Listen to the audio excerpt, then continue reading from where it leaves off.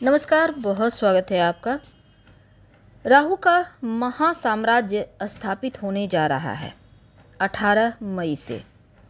कुंभ राशि, आपके लिए राहु क्या कुछ बड़ा बदलाव लेकर आएंगे? क्योंकि आपके ऊपर शनिदेव की 7.5 भी चल रही है, अंतिम चरण की। और शनिदेव मीन राशि में यानी आपके दूसरे घर में विराजमान हैं और यहाँ पर राहु भी उनके साथ हैं, श्रापित दोष बनाकर। 18 मई तक श्रापित दोष का प्रभाव भी आपके ऊपर है, तीसरे चरण की 7.5 भी है। और डरना नहीं है, घबराना नहीं है। गोचर की स्थिति में राहु का ये महापरिवर्तन जब वो आपके 18 मई को आपकी राशि में आएंगे, कुंभ राशि में आएंगे, तब इसका प्रभाव क्या होगा, चलिए जानेंगे विस्तार से। वीडियो के अंत तक बने रहिए। और ये प्रेडिक्शन चंद्र राशि पर आधारित है। देखिए, 7.5 तो चल रही है और राहु का महापरिवर्तन भी 18 साल के बाद कुंभ राशि में प्रवेश करेंगे। और कुंभ राशि भचक्र की 11वीं राशि है। ऋषि पराशर भी कहते हैं कि राहु की मूल त्रिकोण राशि कुंभ है और कुंभ में जैसे ही राहु आते हैं तो बड़े बलवान हो जाते हैं, बली हो जाते हैं। तो राहु वर्तमान में देवगुरु बृहस्पति के नक्षत्र में चल रहे हैं, पूर्वा भाद्रपद नक्षत्र में 23 नवंबर तक रहेंगे। तो राहु का ये नक्षत्र परिवर्तन भी आपको चतुराई देगा, चालाकी देगा, चौकन्ना रखेगा, कूटनीतिक ज्ञान देगा, प्लानर बनाएगा, ग्लैमरस बनाएगा। राहु के साथ गुरु का ज्ञान का वरदान भी आपको मिलेगा, तो और भी ज़्यादा शुभ फल मिलेगा। वैसे भी राहु को कलयुग का राजा कहा जाता है, तो घबराने की आवश्यकता ही नहीं है। अब देखिए, कुंभ राशि आपके, वैसे तो ये जो गोचर में ग्रहों का राशि परिवर्तन होता है करीब 70% आपसे मैच करेगा। आपकी अगर कुंडली है तब 100% होगी, यानी मैच। आपकी कुंडली की स्थिति क्या है ये नहीं पता, लेकिन गोचर की स्थिति के अनुसार हम ये विश्लेषण कर रहे हैं। तो अब चलिए समझते हैं कि राहु कहाँ पर सावधान रहने को कहता है और कौन सा उपाय करना चाहिए कि राहु आपको बेहतर फल दे। तो आपके लिए दूसरे घर में राहु चल रहे हैं, 18 मई तक रहेंगे दूसरे घर में। 18 साल के बाद आपके प्रथम भाव में आएंगे। राहु का गोचर 1.5 साल का, करीब 18 महीने का होता है। एक राशि में 18 महीने रहते हैं। अब क्या होगा, देखिए, राहु से अगर आप डर रहे हैं तो डरिए मत, क्योंकि राहु बुरे ग्रह नहीं है। राहु कलयुग के राजा हैं, बहुत कुछ देते हैं, छाया ग्रह है। लेकिन छाया ग्रह होते हुए भी सूर्य चंद्रमा को ग्रहण लगा देते हैं। अब देखिए, राहु और केतु ये दो ऐसे ग्रह हैं। केतु दूरियां पैदा करता है, अलगाव देता है, लेकिन राहु क्या करता है, जोड़ता, चीजों को बनाता है। तो सबसे पहले तो एक, आप सुबह ब्रश करने के बाद 2 तुलसी का पत्ता, आज अब वीडियो देख रहे हैं तो अभी से ही ग्रहण करना शुरू कर दें। आप चबाना नहीं है, उसको हाथ में लेकर मसल लीजिएगा और पानी के सहारे निगल जाइएगा। तो ये आप उपाय करना शुरू कर दें, राहु का शुभ फल मिलना शुरू हो जाएगा। राहु देने पर आते हैं तो व्यक्ति को राजा बना देते हैं, लेकिन जब लेने पर आ जाए ना तो व्यक्ति पाई पाई को मोहताज हो जाता है, यानी कि एकदम से भिखारी। पर राहु का शुभ फल लेने के लिए उपाय भी हैं ज्योतिष में। मूल त्रिकोण राशि में गोचर करेंगे तो क्या होगा ये तो हम जानेंगे। और जो राहु अभी वर्तमान में 18 मई तक हैं आपके दूसरे घर में, दूसरा घर होता है वाणी का, तो आपकी वाणी में थोड़ा सा क्रोध बढ़ेगा, कड़वाहट आएगा, ईगो आपकी बहुत ज़्यादा दिखेगी आपकी वाणी से। कहीं इसी कारण अपनों से मनमुटाव ना हो जाए, 18 मई तक इसका खास कर ध्यान रखिएगा। ऊपर से ब्रह्मांड में पिशाच योग बना हुआ है, तो इस बात का ध्यान रखना है। उल्टे सीधे वचन बोलने से बचें, नहीं तो रिश्ते बिगड़ेंगे। पॉजिटिव सोच रखें, पॉजिटिव बोलें। आप कितना भी जानते हैं सामने वाला आपके लिए सही नहीं है, लेकिन फिर भी इग्नोर करें, मन में रखें चीज़ों को, पर वाणी से नहीं। धन के मामलों में जितना ज़्यादा हो सके इकट्ठा करना शुरू करें, खर्च पर कंट्रोल करें। परिवार में कोई मनमुटाव था वो समाप्त होगा। राहु की 3 दृष्टि है और 3 दृष्टि 5वीं 7वीं 9वीं।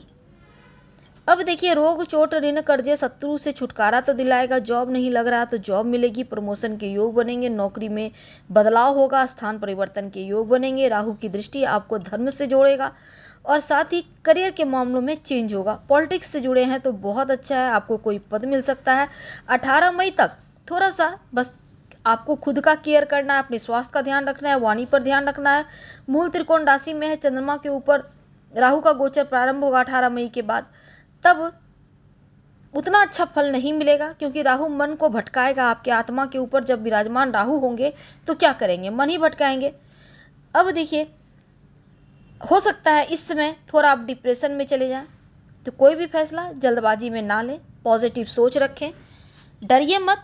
उपाय भी है इसका, दूसरों पर आंखें बंद कर भरोसा तो बिल्कुल भी ना करें। राहु क्या करता है ना, दूरियां पैदा ना करके मिसअंडरस्टैंडिंग पैदा करता है, यानी बेवजह आप लोगों को लगेगा गलत है गलत है गलत है, इससे बचें। अब देखिए, सीधी दृष्टि उनकी 7वां घर पे। 7वां घर क्या है, जीवन साथी का, पार्टनरशिप का। उनके साथ रिश्तों को बेहतर बनाए रखें, बच्चों के साथ तालमेल बनाए रखें, उनके साथ रिश्तों में प्रेम जितना बना के रखेंगे उतना अच्छा है। जल्दबाजी में फैसला मत लीजिएगा। राहु बहुत कुछ करवाएंगे।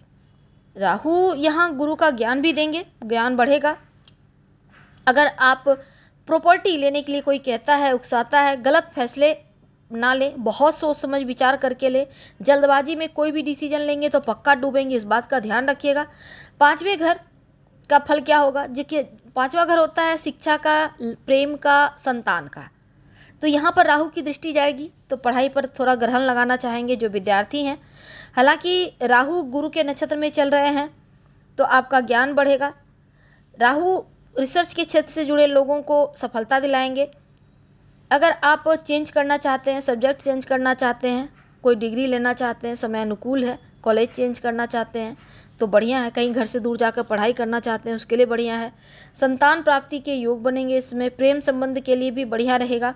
बस एक दूसरे को समझिए, प्रेम को प्रेम रहने दें। दूसरों को बातों में आकर अगर जज करेंगे प्रेम को, तब डिस्टर्बेंस होगा, इसका ध्यान रखिएगा। 18 महीने का गोचर है तो ज्ञान तो बढ़ेगा। मूल त्रिकोण राशि में है, बहुत कुछ देंगे, मस्ती के मूड में रहेंगे, घूमेंगे फिरेंगे, आप दूर देश की यात्राएं कर सकते हैं।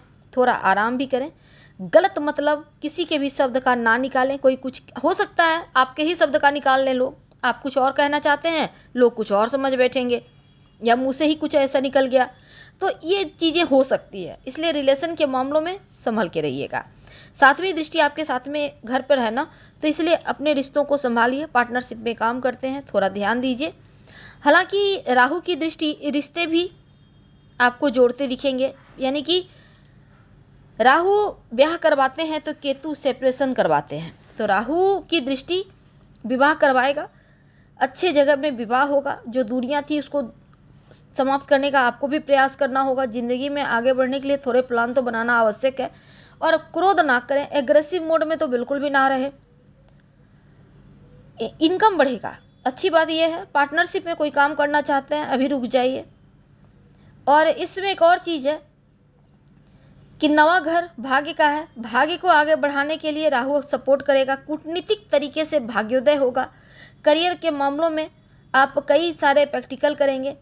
पिता का घर है, पिता पर ध्यान दें, पिता से रिश्तों को बेहतर बनाए रखें, पिता का आशीर्वाद लेते रहिए, आपके लिए बहुत शुभ होगा।